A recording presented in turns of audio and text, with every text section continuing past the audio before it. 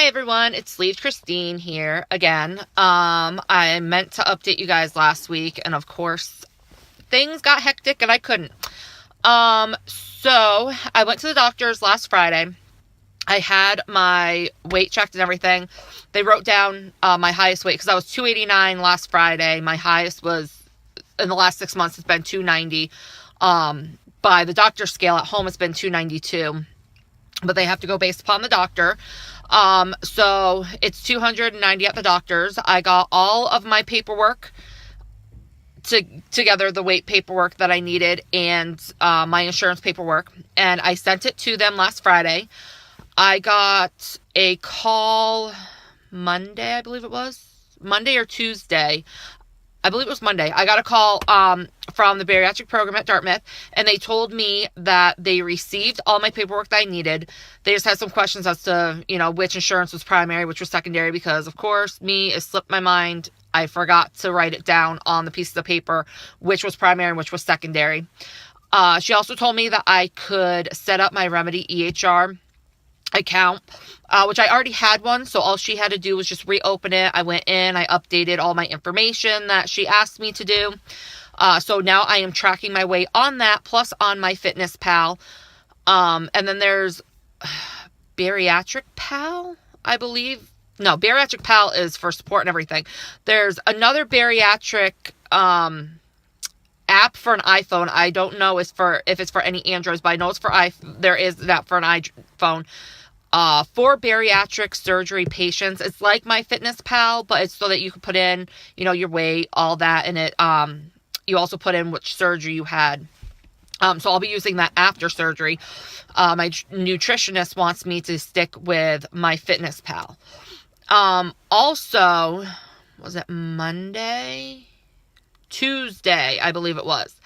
I had to go no, it was Monday, I believe. No, Monday was a snow day. Sorry, it was Tuesday. My days are so mixed up. I have so many appointments going on with me, my kids, my mother. It's crazy. It was Tuesday. I went for my psychological evaluation. That was interesting. I need to have 2 psych evals done. We got through maybe like 1/10 of what we needed to get through. He arrived a few minutes late. He apologized. I mean, that's understandable. Monday we had a snow day. We got a lot of snow. I live in Vermont. It's not unheard of. So even Tuesday, the roads were better, but they weren't completely clear like they should have been. And his office is, once you go through traffic, because it's in the center of the town that I gotta go to, it's 45 minutes away. So he got there, I think it was 5-10 minutes late. He had to boot up his computer, all that. He had to put stuff away. Then, because I have Blue Cross Blue Shield of Pennsylvania, even though I live in Vermont, my husband's company is out of Pennsylvania, so we have Blue Cross Blue Shield of Pennsylvania. So he had me call them to find out if I needed prior authorization to see him or what. And of course, the woman goes, "Oh yeah, hold on, let me check." Click. She hangs up. So I don't know exactly how. I think he's just going to bill them. I don't know. So that part's crazy. He got through pretty much the basics. Do you have any siblings? Anybody else in your family obese? All that. So I go back,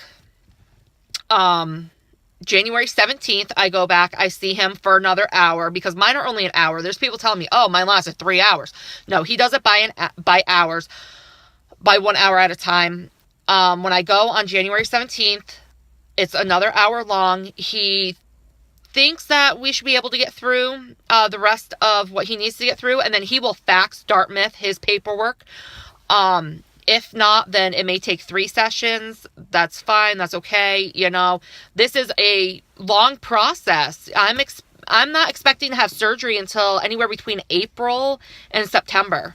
It would be nice if I had it April or May, because my daughter's birthday is July 5th. So I want to be able to make sure that I can at least have soft foods by then, or wait until afterwards, after July 5th to have it.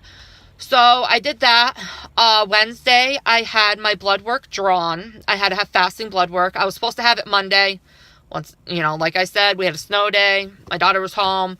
The roads were bad. I was not about to haul a 9-year-old, a 3-year-old, and a 5-month-old out in that weather. No, sir, and no, ma'am. Not happening. They completely understood.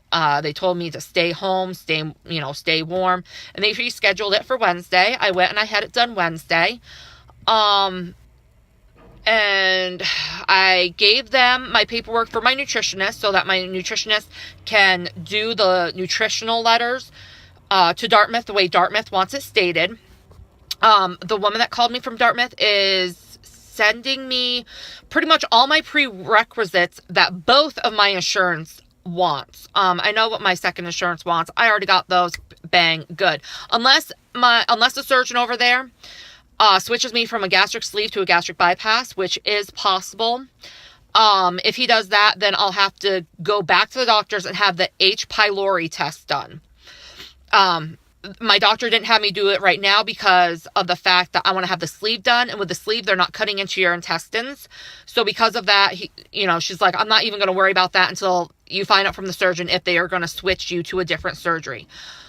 I am going to stand my ground about having the gastric sleeve done. That is the surgery that I feel fits me best.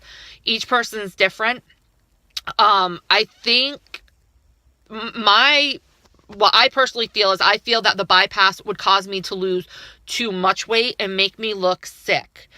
I want to get down to a healthy weight, but I don't want to look sick. I don't want to look anorexic or bulimic. I just want to have a lower BMI, weigh less, and pretty much weigh the weight that I should. I'm expecting to weigh between 170 and 180. I don't want to get down past that. If I hit 160, okay, but that's still a little iffy for me because I feel like that even 160 would make me look sick. So my goal weight that I want after surgery is 170 to 180. I have started watching what I eat. Today we did go to, a Chinese buffet, which I don't go out to eat often. We had my youngest daughter's physical therapy. So we went there afterwards to eat. And I didn't eat as much as what I usually would. I'm trying to watch what I'm eating. I did have a soda, but I have not really been drinking soda at home. I've been drinking water. I've been trying to stick with water because of the fact that I am trying to find out if that is part of why my acid reflux has been so bad is, all of the soda and pretty much the junk food. So I'm trying to watch that aspect and see how that does. That way I can tell them, you know what, I know why my acid reflux was so bad. And I think that's pretty much all my update. I am waiting on my blood work to come back so I can get all of that. And there's my doctor's office has the sheet of everything that I need from them. I did my sleep apnea study Monday night. I just shipped it in today. That was interesting. That was hard to sleep with it on, but I got the 6 hours of sleep. Even with my youngest waking up, I still got 6 hours worth of sleep. So it popped off. Don't know what that's going to come back. I'll find that out soon. And then, January 17th, I go for that.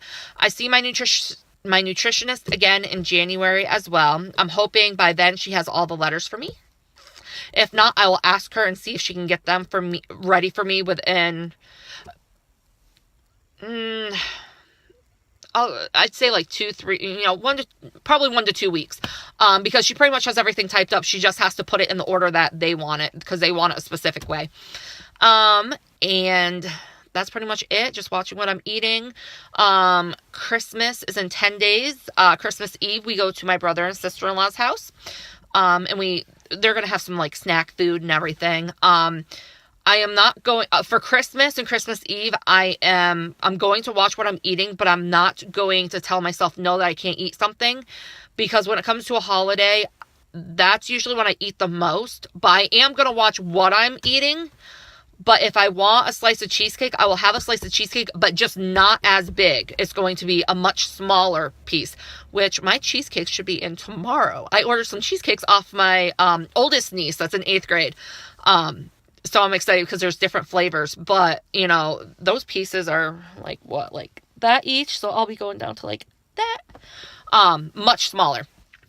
Because like they said, you know, after surgery, you're going to have temptations. And, one of the biggest things that I heard, well, not that I heard, but that I learned from, somebody that I know that had the gastric sleeve done, is she turns around to me and she goes, Christine, she goes, there's going to be foods that you want to eat, that you really want to eat.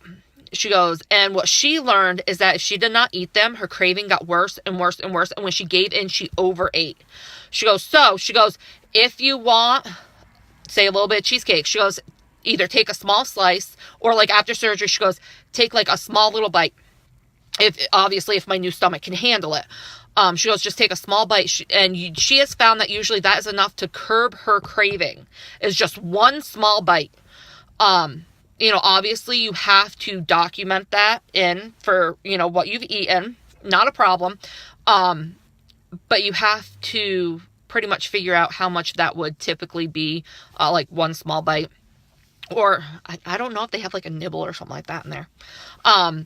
But she said, you know, there are times that you have to give in. Don't overindulge though. Like that's the biggest problem with why people gain the weight back, is because they overindulge. They think, you know, oh, I can have this, I can have that, just not a lot. And then all of a sudden they start to like really indulge. I don't eat cheesecake often. My biggest downfall would be chocolate. That, which I actually haven't had that for a few days, and I usually have chocolate every day. So I'm getting better on that. It's a learning process. It is a long process. I mean, you've got to change how you're eating for the rest of your life. So, you know, I'm used to being able to sit there eating a cheeseburger and, you know, a pretty good size amount of fries. Well, afterwards, I'm probably going to be able to eat like 2-3 little pieces of cheeseburger without the bun.